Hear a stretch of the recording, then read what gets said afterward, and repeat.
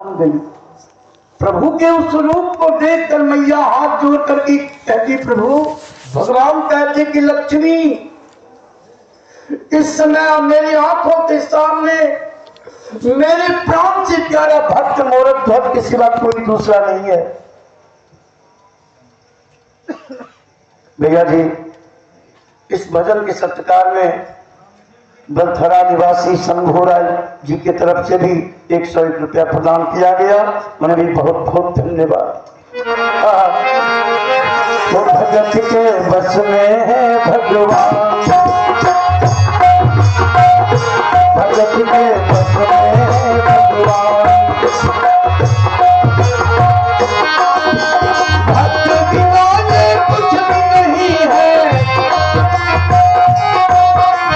भक्त है इनका जान, भगत के बस में है भगवान, भगत के बस में है भगवान, भगत के बस में है भगवान। कपाली महात्मा के रूप में भगवान एक पतली सी डोरी सिंह के गले में पहले बांध दिए, पकड़ लिया उस डोरी को। कहते हैं यमराज, मैं अपने परम भक्त के निकट तुमको ले जा रहा हूं दोस्त बनाकर। याद रखो कि जो कुछ भी मैं मोरध्वज से जांच करूंगा, परीक्षा की बात करूंगा, उसमें तुमसे मैं राय लूंगा। हाँ कहूंगा तो सर हिला देना, ना कहूंगा तो समझ जाना प्रभु नहीं कहने के लिए। यमराज सोचा हमको ले जा रहे जानवर बना करके और मामूली जांच करेंगे तो हम मानवे नहीं करेंगे। अरे सबसे बड़ा है सुख राम नाम जपना, सबसे बड़ा है सुख राम नाम जपना, राम नाम जपना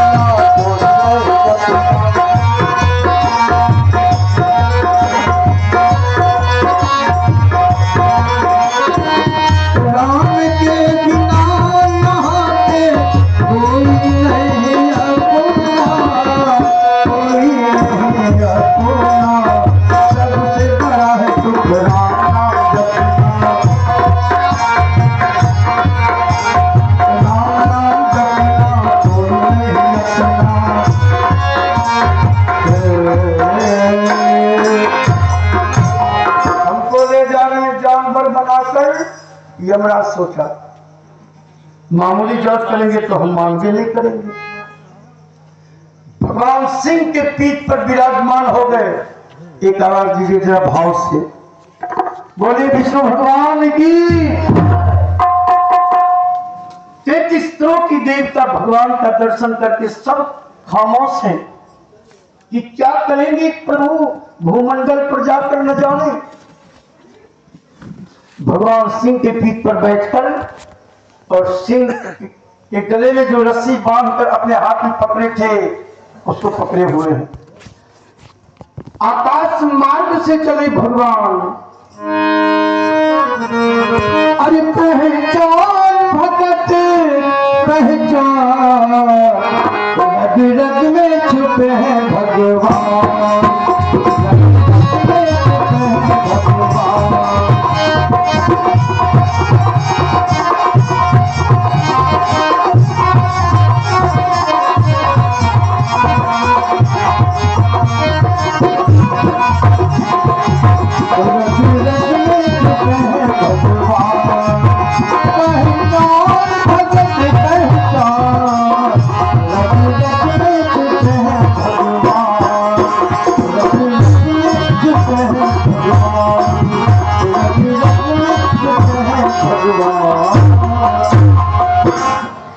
बस्ती के बस्ती लोग डर के मारे, बूढ़ा बच्चा बूढ़ी बच्ची सब घर द्वार छोड़कर भगदड़ मचा दी।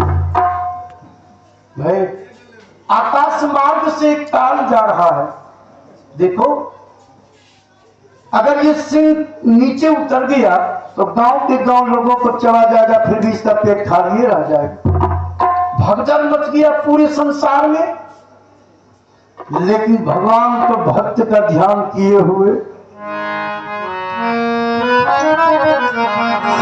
वो बड़े प्यार से मिलना सबसे, ओह दुनिया में इंसान है, ना जाने किस देश में बाबा मिल जाए भगवान को, ना जाने किस देश में बाबा मिल जाए भगवान को।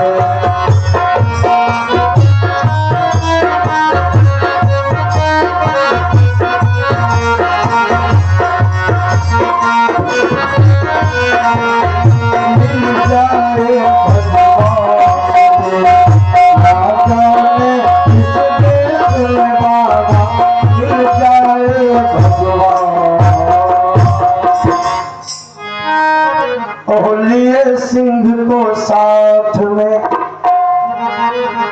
भैया जी, मोर सारी प्रजा महापरम वैष्णव एकादशी व्रत में थे। लिए सिंह को साथ में करते हरि गुणगान, अब मोर ध्वज के राज में आ पहुंचे भगवान। भगवान नीचे उतर गए। मोर ध्वज के राज में सारी प्रजा उन संत को देख करके सभी नतमस्तक होकर के प्रणाम करने लगे। धर्मान अवलंबी सब प्रणाम करने लगे। भगवान कहते हैं यमराज, देखो ये मेरे भक्त की नगरी है और मोरध्वज की सारी प्रजा देखो कितने धर्मात्मा है, संत से भी नगरी है, कितना आदर सम्मान है इसके पास। धीरे धीरे चल करके भगवान आ गए।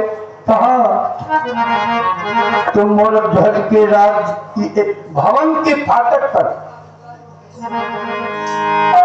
देखते लाखों की भीड़, लाखों जात की उतरे हुए हैं, दान आ रहे हैं और महादानी मोरध्वज सबको दान दे रहे हैं। अरे हाथ भी वो महान होता है, हाथ भी वो महान होता है, जिसको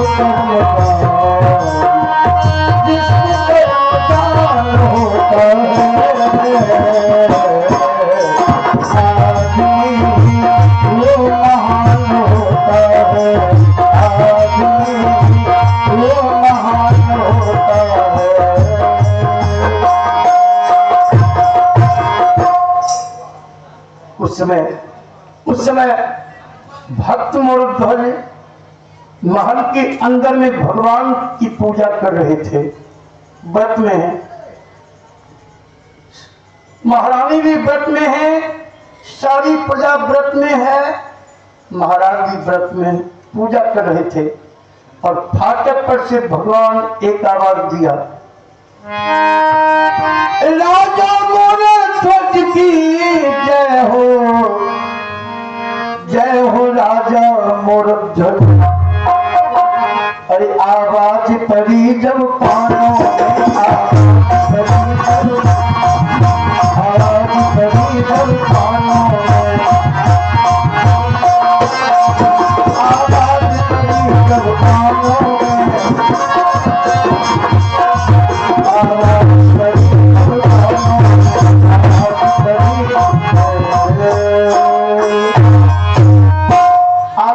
पड़ी जब जब कानों में, सत्य अहिंसा के कट्टर पथिक भक्त मोरध्वज के कान में संत की आवाज पड़ी। पूजा छोड़कर और दौड़ पड़े महाराज। फाटक पर आकर देखते हैं कि एक सिंह पर एक संत विराजमान और वही आवाज दिए हैं। दौड़ कर गए और लिपट गए महाराज चरण में, चरण गिरे अकुलायन के चरण में लिपट गए मोरध्वज। और फिर उठ करके अपने चादर से रास्ता झाड़ने लगे। लाखों की प्रजा सब शांत होकर देख रही है, कोई चुप शब्द नहीं बोलते। और मोरध्वज तो प्रोत हो गए। महात्मन आइए अंदर, आइए, हम आपकी क्या सेवा करूं। यमराज सोचा कि जांच की बारी तो आ गई। अब जांच क्या करते हैं भगवान? भगवान कहते राजन, तुम सारी प्रजा एकादशी व्रत में हो ना? जी। आज एकादशी व्रत में सारी प्रजा हूं। महात्मन आपकी सेवा कर लूं तो और मुझको पुण्य मिलेगा। आइए अंदर। भगवान कहते हैं सुन लो राजा, तुम सारी प्रजा एकादशी व्रत में हो और हम भैरवी के उपासक हैं। हम भी व्रत में हैं और हमारा ये दोस्त सिंह जो है ये भी व्रत में है। क्या मेरे दोस्त सिंह सोचा हाँ कहें कि न कहें कि क्या कि कोई परीक्षा क्या लेंगे। भगवान कहते हैं कि राजा मोरध्वज, इस समय मुझको देवी के भोग लगाने का वक्त हो रहा है। आज मोरा व्रत पूरा, अब भैलन सोनो राजा हो कि तोरे द्वार। हमारा संकल्प पूरा हो रहा है तेरे दरबार में आकर। राजन आज तुर हम परन माँ से तोरे द्वार, आज तुर हम परन माँ से तोरे द्वार। आज मोरा व्रत पूरा, भैलन सोनो राजा हो तोरे द्वार।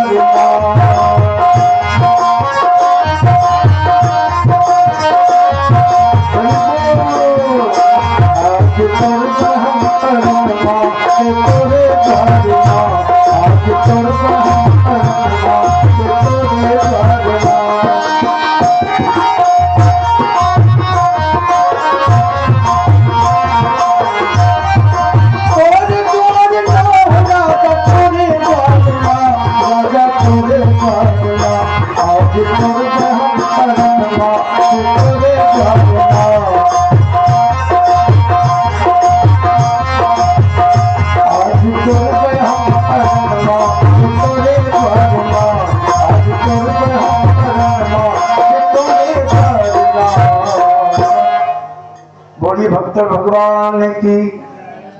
लाखों की प्रजा,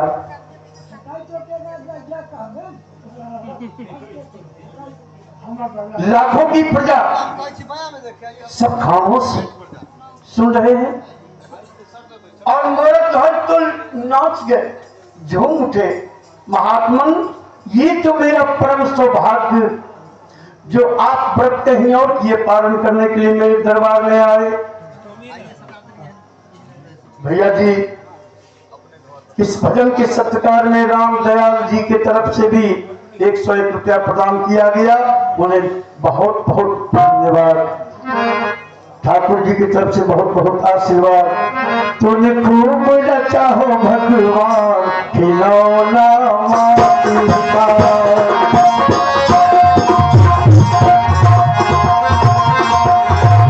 और तुम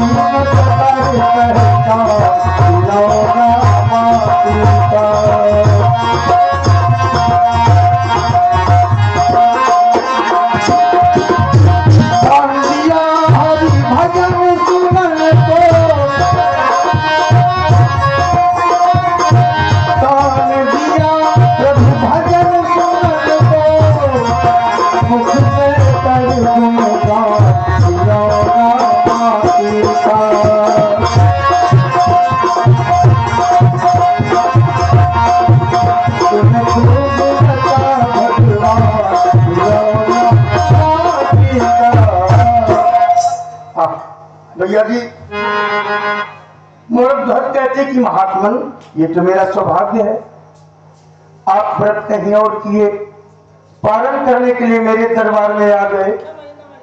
हे एकादशी महारानी, आप इस भक्त पर बहुत बड़ी कृपा की। इन संत की क्या सेवा करूं? कहते हैं महात्मन आप आइए दरबार में और फाटक पर क्या लिखा है पढ़ लीजिए कि मेरे दरबार में आए हुए अतिथि विमुख नहीं लौट सकते हैं। बाबा खाली न जाए कोई मेरे दरबार से, खाली न जाए कोई मेरे दरबार से, सब कुछ पा जाए बाबा तौली नाम से, सब कुछ पा जाए बाबा तौली नाम से, खाली न जाए कोई मेरे दरबार से।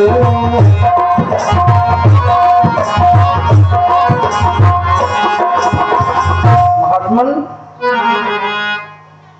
मेरा नारा है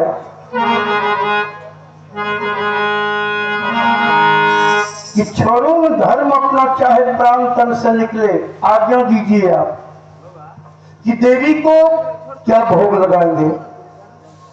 जितने लाख मन दूध घी मेवा मिष्ठान फल फूल इत्यादि चाहिए उतने लाख मन मैं आपके चरण में समर्पित कर दूं, पर छोड़ो न धर्म अपना, अरे छोड़ो न धर्म अपना चाहे प्राण तन से निकले, छोड़ो न धर्म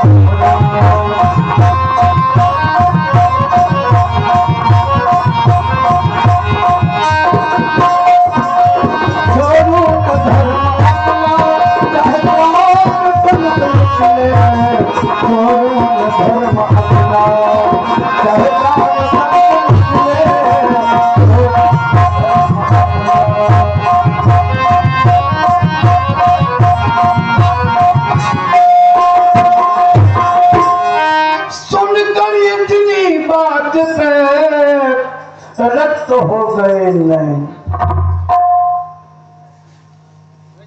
महात्मा क्रोधित हो गए और कहते हैं राजन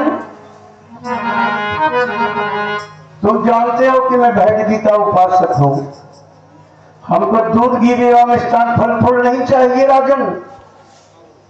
परम वैष्णव मूर्धज भगवान के भक्त जो ही सुने कि ये महात्मा को दूध घी मेवा मिष्ठान फल फूल नहीं चाहिए तो मूर्ध धक्का बक्का हो।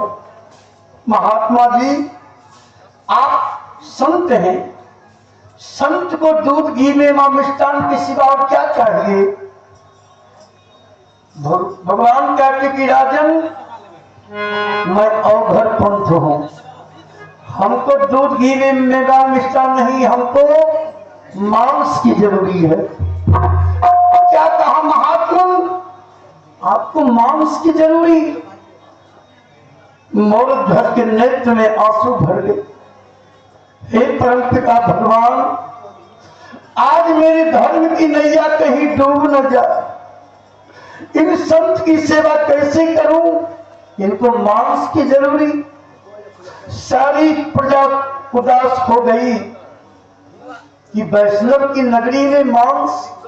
भगवान कहते कि राजा मूर्धज आज तुरबे हम परनमा से तेरे द्वारे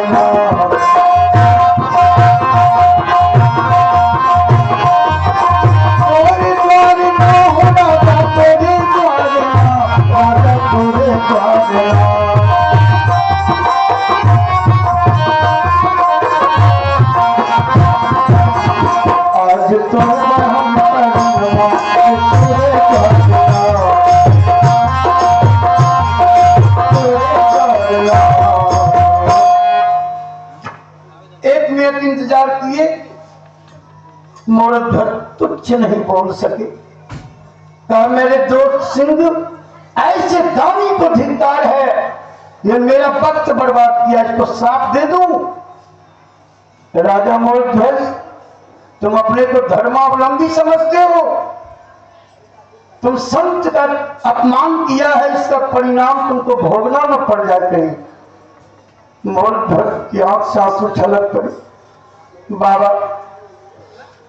मैं वैष्णव हूं, आप संतों की कृपा से मांस भगवान कहते तुम हमको बोलने तो दिया नहीं, बीच में तो बोल दिया। हमको मांस जरूर चाहिए लेकिन दूसरे जीव का नहीं। क्या मेरे दोस्त सिंह सर हिलाया, हाँ छाछ तो भगवान पकड़ लिए।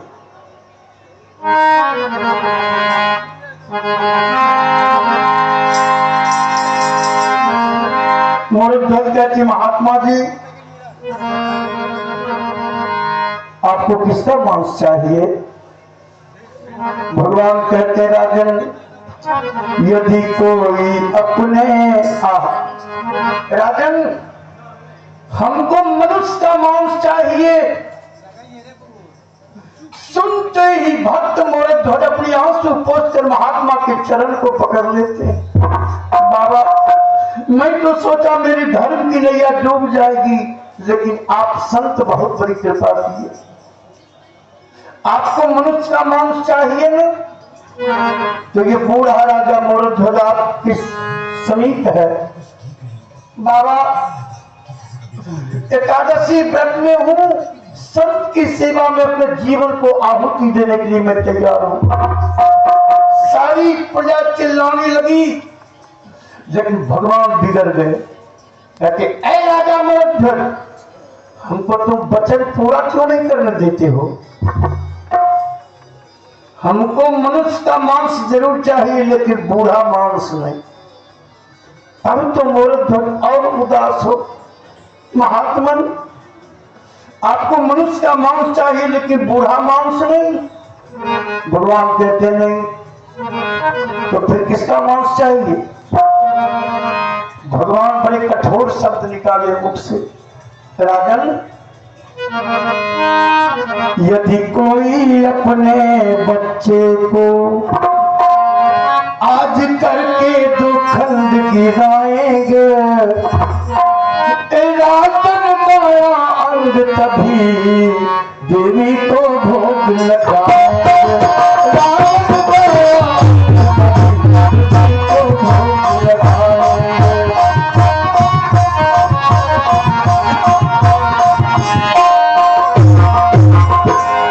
राजन का अंग तभी देवी को भोग लगाऊंगी।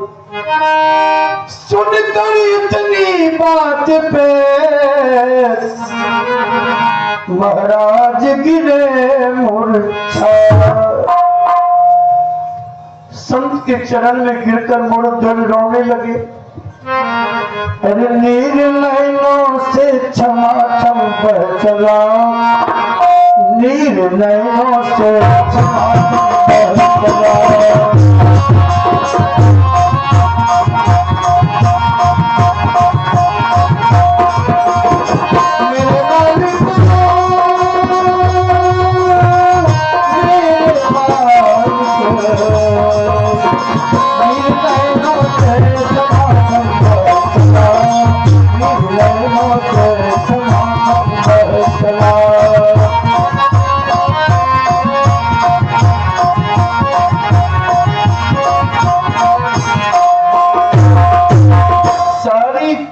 अश्रुपात करने लगी।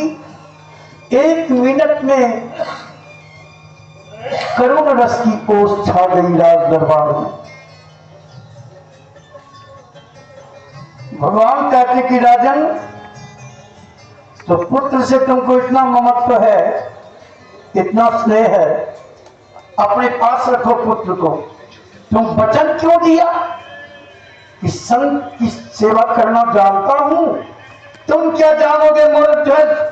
तुम तो संत का अपमान करना जानते हो, सम्मान करना नहीं।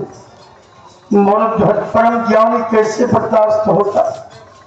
अपने आंसू से पक्की जमीन को भिंगाने लगे। हे मालिक,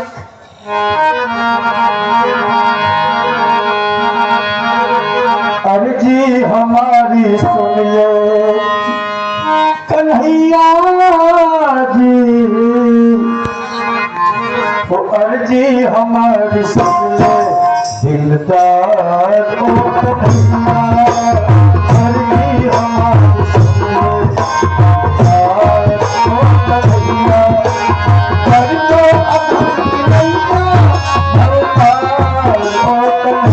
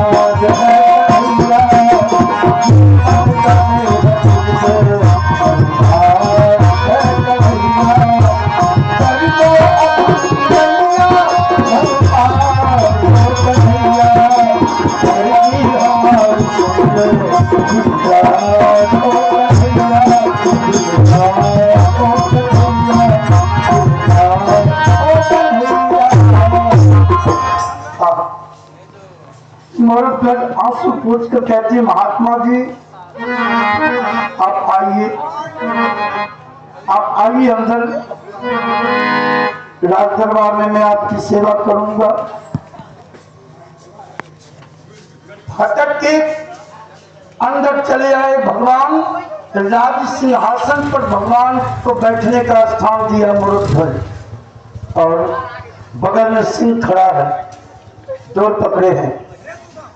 सारी प्रजा फाटक के बाहर अश्रुपात कर रही थी कि मालिक इन महात्मा को जितने बच्चे की मांस चाहिए, हम लाख बच्चा अब कत्ल होने के लिए तैयार हूं। फाटक एक बार खुल जाता।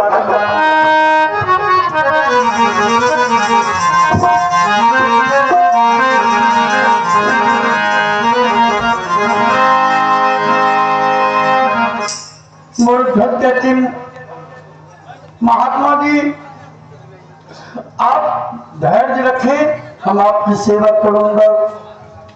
अरे पुत्र का मांस तो देगा जी बाबा। भगवान तुम मोरध्वज को कभी मुक्त नहीं करोगे।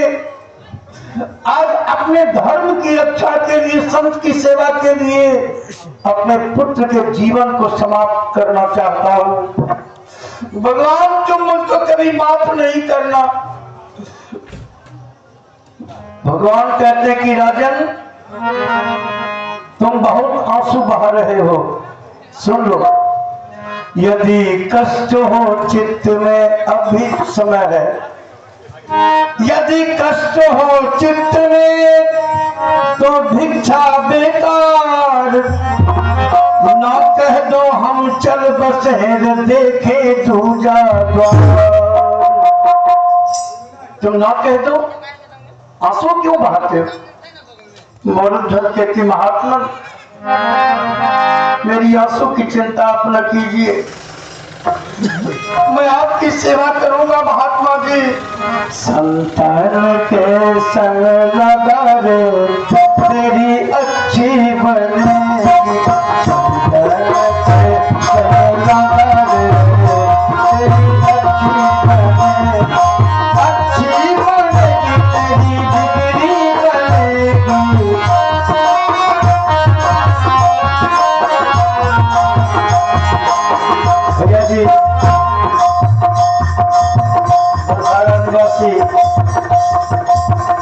भगवत प्रेमी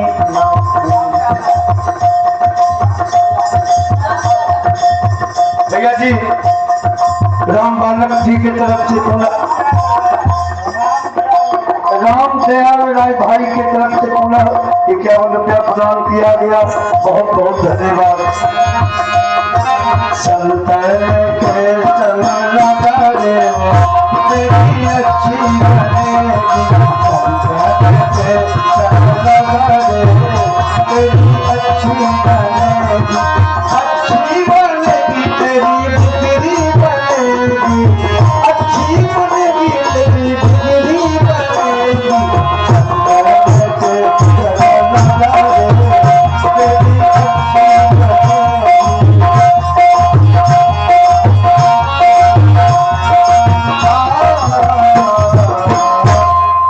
देखा जाए। भगवान कहते हैं कि राजन समय मेरे पास बहुत कम है, देवी को भोग लगाना है मुझे, इसलिए तुम जल्दी अपने पुत्र को बुला कर लाओ। मोरध्वज भारत और लड़खड़ाता पाँव आगे चल दिया। लड़खड़ाता पाँव आगे चल दिया।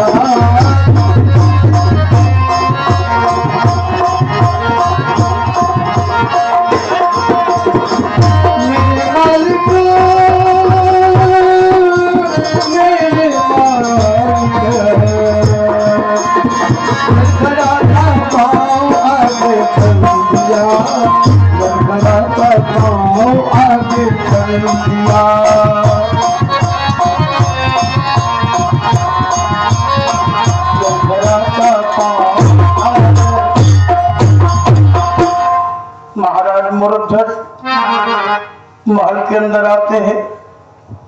भगवान दरबार में बैठे हैं, मोरध्वज महल के अंदर आए तो देखते हैं उनकी धर्म पत्नी पिंगला रानी माता भगवती की आरती गा रही थी बड़े प्रेम से। मोरध्वज आए और पीछे से एक आवाज लगाते हैं, प्रिय पिंगले एक बात सुन लो प्रिय। महारानी अनुरक्त होकर जो आरती माता भगवती की गा रही थी, पति की आवाज कान में पड़ते ही पीछे मुड़कर देखती है। जो ही पीछे मुड़कर वो सती पिंगला देखी अपने पति को, दोनों आंख से आंसू की धारा गिर रही थी। मोरध्वज को लगा जैसे उस पति व्रता का प्राण शरीर से निकल गए। महारानी सूख गई, हताश हो गई। झट से आरती की थाल माता भगवती के चरण में रखकर और तेजी से आगे आकर पति के चरण को पकड़ लेती है और कहती है, हे प्राणनाथ। आज जीवन में पहली घटना देख रही हो। हे मेरे प्राणनाथ, आपको क्या कष्ट हुआ है जो आप जार बेजार होकर के आंसू बहा रहे हो? हे नाथ, मैं मर जाऊंगी। आपके आंसू को देखकर पिंगला पति के चरण को आंसू से धोने लगी। स्वामी बोलिए कि क्या कष्ट हुआ आपको? मोरध्वज और बकबका गए। कहा, प्रिय सुनोगी तो और तुम आत्म विह्वल हो जाओगी। पिंगला कहती, स्वामी जल्दी आप कहने में विलंब क्यों करते हैं? जल्दी कहिए ना, मेरा प्राण क्यों ले रहे? आंसू का कारण क्या है? हे माता भगवती, सुन ले पुकार मैया, आई तेरे द्वार लेके आंसुओं की धार देवी मैया। सुन ले पुकार मैया, आई तेरे द्वार लेके आंसुओं की धार देवी मैया। देवी मैया,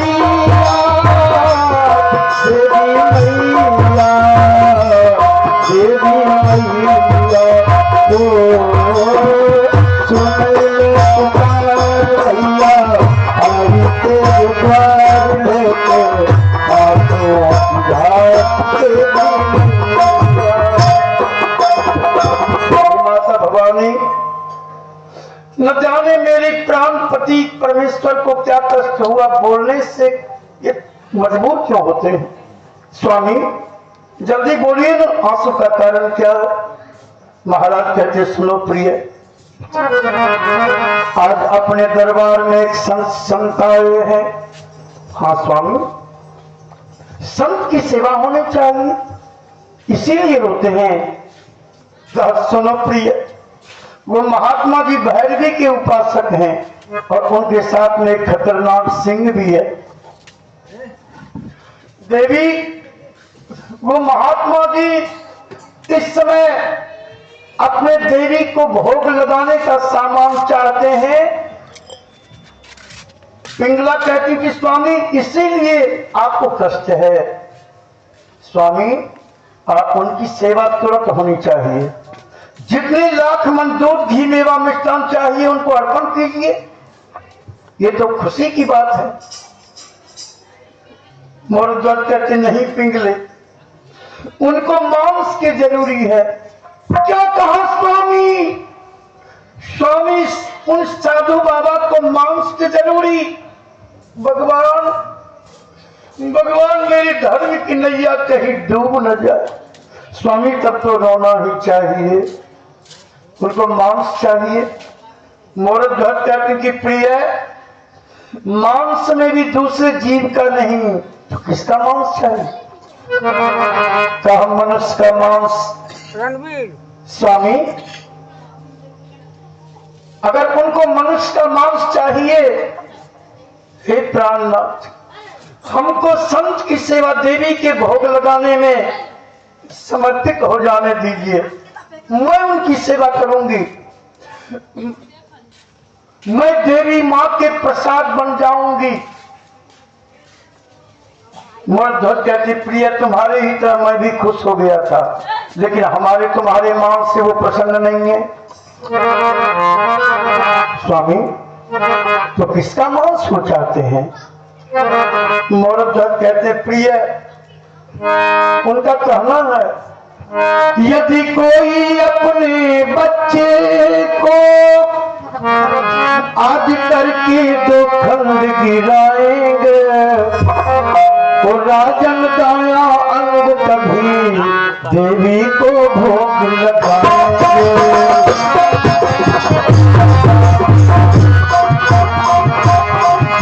तो राजन दाया अंग कभी देवी को भोग लगाएंगे।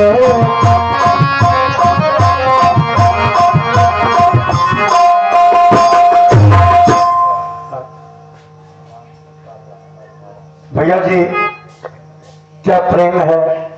बलथरा निवासी राम कृपाल राय भाई की तरफ से भी इस भजन के सत्कार में 101 रुपया प्रदान किया गया। उन्हें भी बहुत बहुत आशीर्वाद। ये अपने काम के हमें भाव में भैया जी,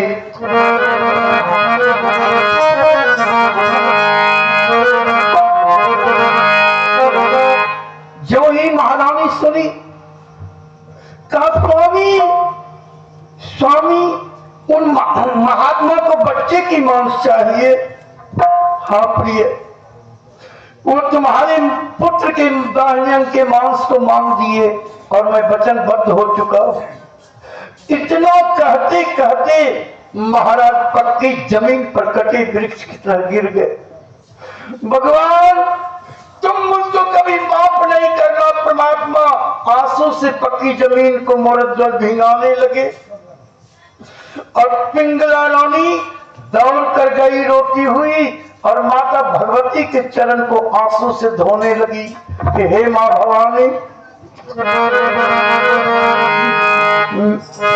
मेरा पुत्र अभी किस लायक है,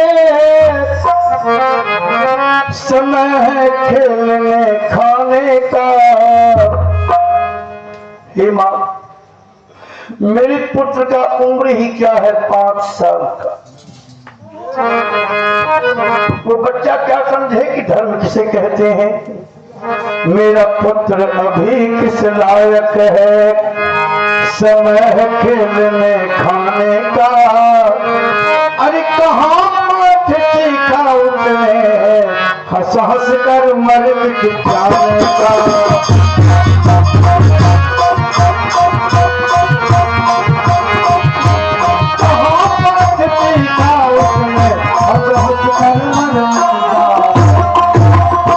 आंसू से माता भगवती के चरण को पिंगला रानी धो रही कि हे मां, एक ही संतान है, मुझको संत की सेवा में चला जाएगा, पुत्र के वियोग में मैं मर जाऊंगी, मेरे पुत्र की रक्षा करो।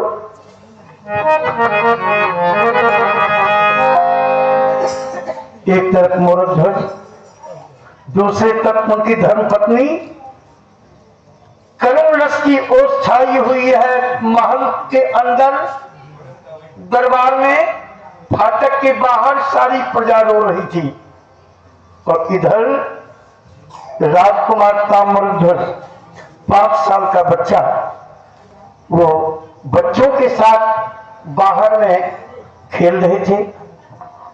एक मां की रोने की आवाज सुना वो बच्चा, तो पिछवाड़ी गलियारी के रास्ते से महल के अंदर में प्रवेश किया।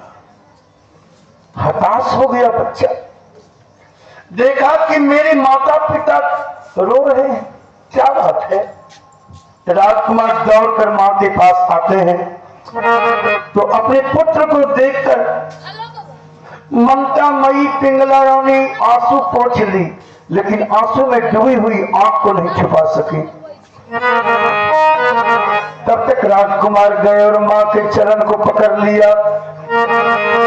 हे माँ तेरे चरणों की गर धूल मिल जाए, हे माँ तेरे चरणों की गर धूल मिल जाए, सच कहता हूँ मेरा तकदीर बदल जाए।